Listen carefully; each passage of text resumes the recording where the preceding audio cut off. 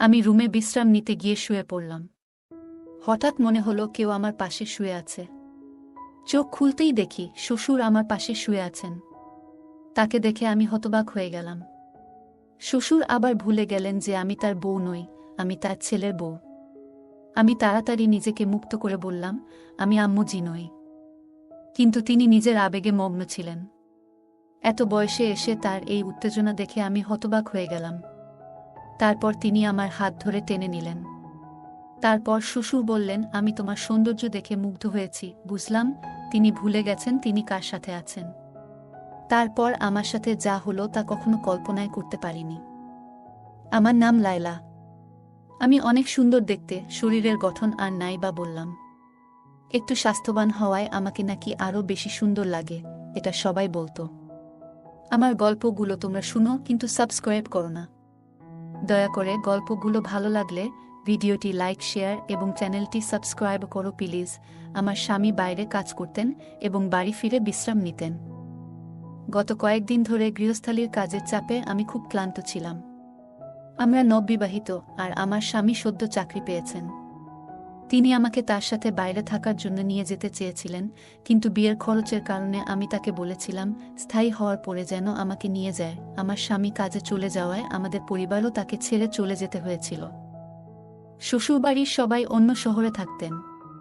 এই বাড়িটি আমার স্বামীর নামে ছিল এবং আমাদের বিয়ের পর আমরা এটি কিনেছিলাম। বিয়ের এক সপ্তাহ পরে শ্বশুর শাশুড়ি আমাদের বাড়ি ছেড়ে চলে যান। আজ আমার স্বামী বাইরে আর আমি একা। তিনি তার বাবা মাকে আমাদের বাড়িতে রেখেছিলেন যাতে তারা আমার সাথে থাকতে পারে। ক্লান্ত হয়ে রেল স্টেশন থেকে ফিরে আমি রুমে বিশ্রাম নিতে গিয়ে শুয়ে পড়লাম। হঠাৎ মনে হলো কেউ আমার পাশে শুয়ে আছে। আমার আতঙ্কে চোখ খুলতেই দেখি শ্বশুর আমার পাশে শুয়ে আছেন। তাকে দেখে আমি হতবাক হয়ে গেলাম। তার উপস্থিতি আমার কাছে অদ্ভুত মনে হলো, কিন্তু তিনি স্বাভাবিকভাবেই বললেন, সুমনা, তুমি খুব ক্লান্ত, আরামে ঘুমাও। আমি তাড়াতাড়ি বললাম, বাবা, আমি সুমনা নই, আমি লয়লা, আপনার ছেলে রিপনের বউ। তাড়াতাড়ি দরজার কাছে গিয়ে আওয়াজ করতে লাগলাম। শ্বশুরবাড়িতে শ্বশুরের এভাবে আসাটা খুব অদ্ভুত লাগছিল। হঠাৎ আমার শাশুড়ি ঘরে ঢুকে জানতে চাইলেন, তোমার শ্বশুর এখানে কি করছেন? তারপর বিব্রত হয়ে বললেন, তোমার শ্বশুর স্মৃতিভ্রংশে ভুগছেন, তাই হয়তো ভুল করে এখানে এসেছেন। আমি তখনই স্বস্তি পেলাম। শ্বশুরের ভুল বোঝার কারণে এই ঘটনা ঘটেছে, যা আমার কাছে ভয়ানক ছিল। এটি অন্যায় ছিল, কিন্তু আমার শ্বশুর স্মৃতিভ্রষ্টতার কারণে ভুল করে আমার রুমে এসেছিলেন। আমি দরজা বন্ধ করিনি, কারণ আমরা দুজনেই এই বাড়িতে একা থাকতাম। আমি আবার শুয়ে পড়লাম, কিন্তু ঘুমাতে পারছিলাম না। আমার স্বামী এখন বাইরে থাকে, তাই আমাকে শ্বশুর শাশুড়ির সাথে থাকতে হয়। প্রায় 2-3 মাস ধরে আমি একাই ছিলাম। সদ্য বিবাহিত হওয়ায় স্বামীর ইচ্ছা মেনে নেওয়া ছাড়া আর কোনো উপায় ছিল না। আমার স্বামীর পরিবার আমাদের বাড়িতে এলো। আমার শ্বশুর স্মৃতিভ্রষ্ট ছিলেন, যা আমাকে চিন্তিত করেছিল। এতদিন আমি জানতাম না, কিন্তু এখন বুঝতে পারলাম তার সাথে থাকা কঠিন হবে। বিয়ের পর পুরো 1 সপ্তাহ শ্বশুর শাশুড়ি আমাদের বাড়িতে ছিলেন। সেই সময় শ্বশুরের অসুস্থতার কোনো লক্ষণ দেখিনি, কিন্তু স্বামী চলে যাওয়ার পর তার স্মৃতিভ্রষ্টতা প্রকাশ পেল। এ অবস্থায় তার যত্ন নেওয়া কঠিন হবে। সারা রাত এভাবে ভাবতে ভাবতে সকালে রান্নাঘরে গেলাম নাস্তা করতে। তখনই শ্বশুর এসে হাত জোট করে দাঁড়ালেন। আমি চিন্তিত হয়ে বললাম, কি ব্যাপার বাবা, এভাবে হাত জোট করে দাঁড়িয়ে আছেন কেন? শ্বশুর বললেন, রাতে আমি ভুলে গিয়েছিলাম কোনটা আমার রুম আর কোনটা আমার বউয়ের। খুবই লজ্জিত। আমি যদি জানতাম এমনটা হতো না। ভবিষ্যতে যদি ভুল করি ক্ষমা করবেন। আমি বললাম, বাবা, আপনি আমার বর। যা হয়েছে ভুলে যান। এরপর তাকে বাইরে পাঠিয়ে চা নিয়ে আসলাম। আমারও খারাপ লাগছিল, কিন্তু শ্বশুরকে বিব্রত দেখে বুঝলাম আমারও ভুল ছিল। আমরা সবাই মিলে নাস্তা করলাম। তবে আমি আমার স্বামীকে খুব মিস করছিলাম। তিনি প্রতি কয়েক ঘন্টা পর পর ফোন করতেন। শাশুড়িও আমাকে খুব ভালোবাসতেন। আমাদের দিনগুলো ভালোই যাচ্ছিল। শ্বশুর শাশুড়ির আচরণে আমি অনেক হাসতাম। এটা একটা মজার ঘটনা ছিল। যখন আমার স্বামী ফোন করলেন, আমি বললাম, শ্বশুর শাশুড়ির সাথে থাকায় আমি একাকিত্ব অনুভব করছি না। তিনি বললেন, এজন্যই তাদের এখানে রেখে গেছেন। একদিন বিকেল 5টা, গরমের দিনে আবহাওয়া ভালো ছিল। আমি কিছুটা বাতাস নিতে বারান্দায় গেলাম। দোলনায় বসে মোবাইল ব্যবহার করছিলাম। হঠাৎ শ্বশুর এসে বললেন, তোমার হাত অনেক সুন্দর, তুমি অনেক সুন্দর, তোমাকে আগের মতোই সুন্দর লাগছে। এটা শুনে আমি লজ্জা পেলাম এবং উঠতে চাইলাম। তিনি আমার হাত ধরে টেনে নিলেন। আমি রেগে বললাম, বাবা, আপনি কি করছেন? তিনি হেসে বললেন, লায়লা, আমি তোমার সাথে রোমান্স করব না? তোমার সৌন্দর্য দেখে মুগ্ধ হয়েছি। বুঝলাম তিনি ভুলে গেছেন তিনি কার সাথে আছেন। শ্বশুর আবার ভুলে গেলেন যে আমি তার বউ নই, আমি তার ছেলের বউ। আমি তাড়াতাড়ি নিজেকে মুক্ত করে বললাম, আমি আম্মুজি নই। কিন্তু তিনি নিজের আবেগে মগ্ন ছিলেন। এত বয়সে এসে তার এই উত্তেজনা দেখে আমি হতবাক হয়ে গেলাম। এই সময় মা ঠান্ডা হাওয়া খেতে খেতে বারান্দায় এসে জিজ্ঞেস করলেন, কি ব্যাপার, কোনো সমস্যা আছে? আমি উত্তর দেওয়ার আগেই মা শ্বশুরের হাত ধরে তাকে ছাদ থেকে নামিয়ে নিলেন। তিনি বললেন, শ্বশুরের দিনে কয়েকবার এমন খিঁচুনি হয়। পরের দিন রিপন ফোন করল। আমি তাকে বিষয়টি বলতে চাইলাম, কিন্তু মা এসে বললেন, তুমি তোমার বাবার কর্মকাণ্ডের কথা বলো। শ্বশুর জানতেন যে আমার স্বামী প্রতিদিন সন্ধ্যা 4টায় ফোন করে। শ্বশুর মোবাইল নিয়ে আসলেন এবং রিপনের সাথে কথা বলার সময় তাকে কথোপকথনে জড়িয়ে ফেললেন। অনেকক্ষণ পর যখন শ্বশুর ফিরলেন, তখন আমি রিপনের সাথে কথা বলার সুযোগ পেলাম না। মা বললেন, কেন কল কেটে দিল? এরপর বললেন, রিপনের একটি গুরুত্বপূর্ণ মিটিং আছে, রাতে ফোন করবে, তখন কথা বলো। সারা রাত অপেক্ষা করেও রিপনের কল পেলাম না। আমার শাশুড়ি পাশে বসে টিভি দেখছিলেন।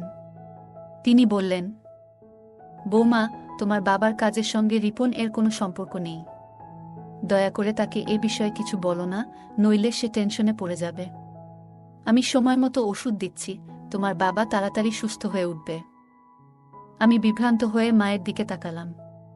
তিনি বললেন, আমরা অনেক বছর ধরে বড় ছেলে ও পুত্রবধূর সঙ্গে থাকছিলাম।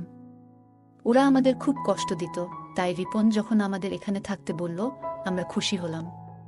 তোমার বাবা সিডি থেকে পরে গুরুতর চোট পেয়েছিলেন। এরপর থেকে আমাদের বড় ছেলে ও মেয়ের জামাই আমাদের বাড়ি থেকে বের করে দিতে চেয়েছিল। রিপন আমাদের তার বাড়িতে রাখার সিদ্ধান্ত নিয়েছে এবং তোমার বাবার ওষুধের খরচ বহন করছে। জামাই, তুমি একদম অন্যরকম। তোমার বাবার ওষুধের খরচ বহন করছে এবং এখন সে এখানে এসে আমাদের সাহায্য করেছে। এখানে বসবাস করে আমি স্বস্তি পাচ্ছি। আগে ভয় ছিল যে রিপন তার ইচ্ছামতো বিয়ে করে বর পুত্রবধূর মতো কাউকে নিয়ে আসবে, কিন্তু তোমার সঙ্গে থেকে এখন স্বস্তি পাই। ছেলেটাও ভালো আর মেয়ের ভালো, তাই রিপনকে কিছু বলবেন না, যেন চিন্তিত না হয়। তোমার বাবার অবস্থা আগের থেকে ভালো, কিন্তু রিপন তার বাবা মায়ের প্রতি খুব সদয়। তিনি আমাদের সমস্যার সমাধানের জন্য আমাদেরকে তার বাড়িতে নিয়ে এসেছেন। যদি বলো তোমার বাবার খিঁচুনি আছে, রিপন কষ্ট পাবে এবং হয়রানি করবে। আমাদের সে ছাড়া আর কোনো সাপোর্ট নেই। আমরা ছোট ছেলের বাড়ি থেকে বের হলে কোথায় যাব? শ্বশুর শাশুড়িকে এই বৃদ্ধ বয়সে কোথায় নিয়ে যাব? মায়ের কথা শুনে মন ভেঙে যায়। বড় ছেলে ও পুত্রবধূর অবহেলার কারণে শ্বশুর শাশুড়ি তাদের বাড়ি ছেড়ে চলে এলেন। আমি শ্বশুর শাশুড়ির কষ্ট বুঝি, কারণ আমার বাবা মাও চলে গেছেন। রিপন এর বাবা মায়ের প্রতি ভালোবাসা দেখে খুব খুশি হই। শ্বশুরের নানা কাজ আমাকে দুশ্চিন্তায় ফেলত। কখনো তিনি আমার কাছে আসতেন, কখনো কোলে নিয়ে যেতেন, কখনো প্রশংসা করতেন, যা আপত্তিকর মনে হতো। তিনি আমাকে নিবিড়ভাবে তাকিয়ে দেখতেন, আমার ঘরে প্রবেশ করার চেষ্টা করতেন আর আমাকে তার স্ত্রী মনে করে অদ্ভুত কাজ করতেন। মাও আমাকে নিষেধ করলেন, তাই আমি মাকে জিজ্ঞেস করলাম, বাবাজি কি ওষুধ খাবেন? পাপাজির স্মৃতিভ্রংশতা বেড়েই চলেছে। সবচেয়ে কষ্টের বিষয় ছিল শ্বশুরমশাই শুধু তার স্ত্রীর ব্যাপারে ভুলে যেতেন, বাকি সবকিছু মনে রাখতেন। অনেক সময় ইচ্ছাকৃতভাবে তার ব্যক্তিগত জিনিস লুকিয়ে রাখতাম, কিন্তু তুচ্ছ জিনিসও তিনি মনে রাখতেন। তিনি শুধু আম্মুকে ভুলে যেতেন, আমাকে মা ভাবতেন না। মনে হতো তিনি স্মৃতিভ্রষ্টতায় ভুগছেন না। যদি ইচ্ছাকৃতভাবে করতেন, তবে তাকে সহ্য করতাম না।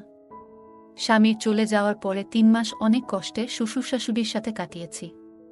রুমের দরজা বন্ধ করে ঘুমাতাম এবং সারাদিন মুখোমুখি না হওয়ার চেষ্টা করতাম।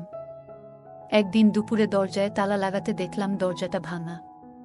চিন্তিত হলাম, কারণ সকাল পর্যন্ত দরজার তালা ঠিক ছিল। বিকালে ঘুমানোর সময়ও আমি সবসময় রুমের তালা লাগিয়ে রাখতাম, কিন্তু আজ তালাটা নষ্ট হয়ে গেছে।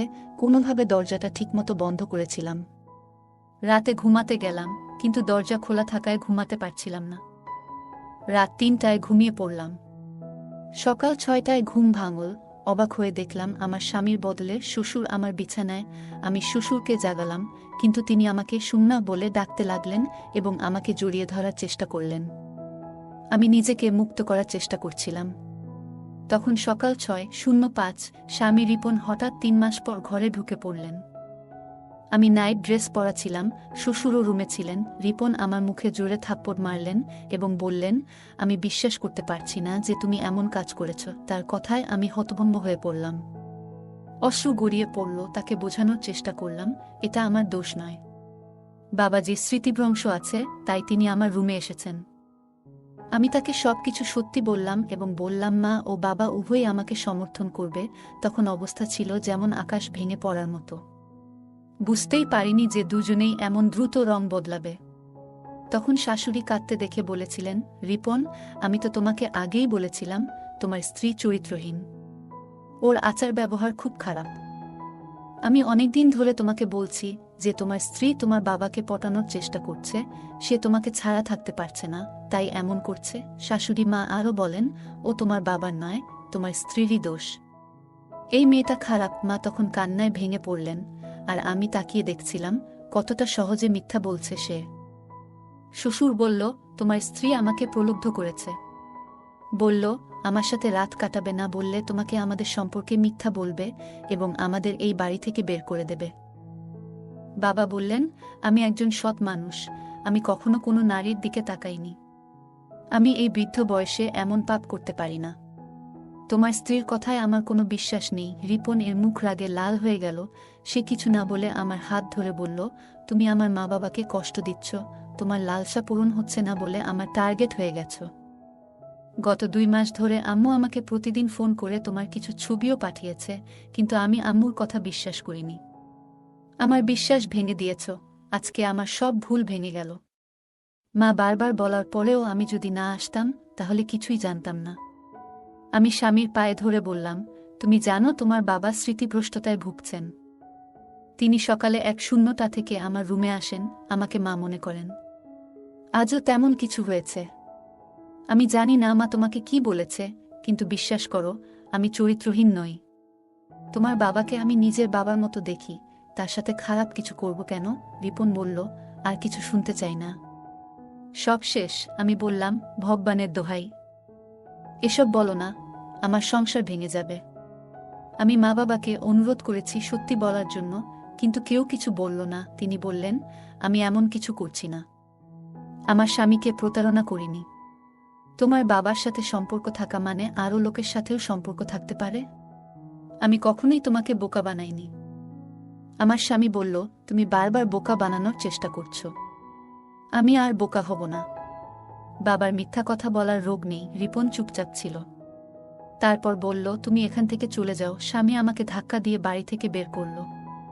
আমি মাথা ঘুরে পড়ে গেলাম। জ্ঞান ফিরলে দেখি আমি হাসপাতালের বিছানায়। আমার বিধবা বোন পাশে বসেছিল। স্বামীর সাথে সুখ না পেয়ে বোনের দুঃখ ভাগ করে নিচ্ছিলাম। আমার বোন আমাকে বলল, তুমি কি করেছ? আমি বললাম, কিছু না। বোন বলল, আমি সব জানি। শ্বশুর শাশুড়ি তোমার বিরুদ্ধে ষড়যন্ত্র করেছে। তুমি কান্না থামাও, তারপর সব খুলে বলো। আমি সব খুলে বললাম আমার বোনকে। সব শুনে সে বলল, তুমি এতটা বোকা কেন হলে? এতদিন চুপ করে সহ্য করলে কেন? তোমার স্বামীকে বললে না কেন? তোমার শ্বশুরবাড়ির লোকেরা কেন এমনটা করছে? আমি জানতাম না কি করতে হবে। রিপন আমাকে বাড়ি থেকে বের করে দিয়েছে। দিদি বলল, এমন লোকের সাথে থাকার কোনো মানে নেই যে তোমাকে বিশ্বাস করে না। তোমার শাশুড়িও খারাপ ব্যবহার করেছে। প্রায় 1 সপ্তাহ পর রিপন ডিভোর্স পেপার পাঠাল। আমি জানতে চাইলাম আমার শ্বশুর শাশুড়ি কেন এমন করছে। আমি আমার ছোটবেলার বন্ধুকে বললাম, সত্যিটা জানার জন্য শ্বশুরবাড়িতে যে কাজের মেয়ে হিসেবে ঢুকে সব দেখে আসো। সে রাজি হলো। পরের দিন সে কাজের মেয়ে হিসেবে শ্বশুরবাড়িতে ঢুকল। আমার শাশুড়ি তখন একা ছিল এবং তাকে সাহায্য করার জন্য কাউকে খুঁজছিল। বন্ধুটি বলল, সে সব কাজ করবে। কাজের মেয়েটি আমার শ্বশুরবাড়িতে ঢুকে সবার আস্থা অর্জন করে এবং ঘরের সব খবর রাখতে শুরু করল। সে জানতে পারল যে আমার স্বামী এখন আর বাইরে কাজ করেন না, বরং একই শহরে আছেন। 2 শূন্য দিন কেটে গেল। আর আমার বন্ধু সব শোনার পর শ্বশুরবাড়ির সব কথাবার্তা আমাকে জানাল। আমি বুঝতে পারলাম আমার সঙ্গে খারাপ আচরণের কারণ হলো আমার স্বামীর বড় ভাইয়ের বউয়ের কঠোর স্বভাব। শাশুড়ি বললেন বড় ছেলের স্ত্রী খুব খারাপ এবং লোভী ছিল, আর আমার শ্বশুর শাশুড়ির উপর অনেক অত্যাচার করেছে। শ্বশুর মশাই অনেক কিছু জানলেও তার ছেলে কিছু বলেনি। আমার স্বামী ছিল আলাদা। তিনি শহরে থাকতেন এবং নিজের উপার্জিত অর্থে আলাদা বাড়ি কিনেছিলেন। পরে বাইরে কাজ করতে গিয়েছিলেন। শ্বশুর মশাই যখন বুঝলেন যে ছোট ছেলে অনেক উন্নতি করেছে, তখন শ্বশুরবাড়ির লোকজনকে বললেন, কোনোভাবে আমার ছোট ছেলের বাড়িতে ঢুকে তার বউকে বের করে দাও, আর তারপর আমাদের সেখানে নিয়ে যাও। এভাবেই তারা আমার বিরুদ্ধে ষড়যন্ত্র শুরু করল। তারা আমাকে দোষারোপ করে সমাজে অপদস্থ করার পরিকল্পনা করল। তাদের লক্ষ্য ছিল আমার স্বামীকে প্রভাবিত করে বাড়িটি তাদের নামে করিয়ে নেওয়া। বড় ভাইয়ের বউ এবং ভগ্নিপতি খুব লোভী হয়ে পড়েছিল এবং তারা এই বাড়ি নিজেদের নিয়ন্ত্রণে নিতে চেয়েছিল। তবে তারা জানত না সম্পত্তি হস্তান্তর এত সহজ নয়। আমার দৃঢ় বিশ্বাস ছিল একদিন না একদিন তাদের সত্য প্রকাশ পাবে। শ্বশুর শাশুড়ি যা করছিলেন তা বড় ছেলের বউয়ের নির্দেশে হচ্ছিল। শ্বশুর শাশুড়ি ভয়ে ছিলেন, আর বড় বউ তার স্বামীকে এই পথে টেনে নিয়ে এসেছিলেন। এরপর শ্বশুর শাশুড়ি আমার বিরুদ্ধে নানা ষড়যন্ত্র শুরু করেন। তাদের উদ্দেশ্য ছিল আমাকে শারীরিক ও মানসিকভাবে দুর্বল করে ব্ল্যাকমেইল করা, যাতে বাড়ির কাগজপত্র তারা হাতিয়ে নিতে পারে। শ্বশুর মশাই প্রমাণ সংগ্রহ করছিলেন আমাকে ফাঁদে ফেলার জন্য। তারা চেয়েছিলেন আমার স্বামী আমাকে বিশ্বাস না করে বাড়ি থেকে বের করে দিক, যাতে ছোট ছেলের বাড়ি রক্ষা করতে পারেন। শাশুড়ি আমার ভিডিও আমার স্বামীর কাছে পাঠিয়েছিলেন আমাকে অপদস্থ করতে। শেষে তারা আমার ভিডিও ব্যবহার করে আমাকে ব্ল্যাকমেইল করার চেষ্টা করল, কিন্তু আমার স্বামী সত্য জানতে পেরে তাদের ফাঁদে পা দেয়নি। সব বলে ছেলের বাড়ি বাঁচিয়েছে, কিন্তু এখন আমার স্বামীর প্রতি বিশ্বাস উঠে গেছে। আমি আর ফিরে যেতে চাই না। সত্য কখনো লুকিয়ে থাকে না। আমি জানি একদিন না একদিন আমার স্বামী এসে ক্ষমা চাইবে। আমার শ্বশুর শাশুড়ি সব শুনে কেঁদে বললেন, আমরা বড় ছেলের স্বার্থে ছোট ছেলের সঙ্গে অনেক অন্যায় করেছি। কিছুদিন পর আমার শ্বশুর তার ছেলে রিপনকে পুরো সত্য বললেন, কিভাবে বড় ভাই এবং তার বউ তাকে হয়রান করত। 1 মাস পর আমার স্বামী এসে ক্ষমা চাইল, যদিও আমাদের ডিভোর্স হয়ে গিয়েছিল। সে বলল, তোমার বোন যা বলেছিল তা সত্যি, তুমি আমাদের বাড়িতে ফেরত এসো। সম্পর্ক শেষ হয়ে গেছে, কারণ বাবা মা সবকিছু বলেছে। পুলিশও বড় ভাইকে গ্রেপ্তার করেছে। শ্বশুর শাশুড়িও পুলিশের কাছে পুরো সত্য বলেছে। আমার স্বামী বলল, প্লিজ লায়লা, আমার সঙ্গে এসো, তোমার নামে বাড়িটা লিখে দেব। শ্বশুর শাশুড়িও এসে ক্ষমা চাইলেন, কিন্তু আমি তাদের ক্ষমা করতে রাজি ছিলাম না। আমার বোন বলল, এখন ওরা বুঝে গেছে, আর ভুল করবে না। তোমার স্বামী তোমার নামে বাড়ি লিখে দিচ্ছে, এর চেয়ে বড় প্রমাণ আর কিছু হতে পারে না। চলো চুপচাপ ফিরে যাও। আমি বোনের কথায় রাজি হলাম। তার বড় ভাই আর তার বউ গ্রেপ্তার হলো এবং স্বামীও বাড়ি ছেড়ে চলে গেল। শ্বশুর শাশুড়ি এখন একাই থাকে। আমার স্বামী এখন একই শহরে কাজ করছেন। আমাকে একা রেখে কোথাও যান না। সব ঠিক হয়ে গেছে। আমার বন্ধুর শ্বশুর বাড়িতে কাজ করে। শ্বশুর শাশুড়ি সব সত্য বলেছে। আমার জীবন এখন ভালো চলছে এবং আমি খুব খুশি। স্বামীর ইচ্ছায় বাড়িটা আমার নামে হয়েছে। গল্পটা কেমন লাগলো জানাতে ভুলবে না।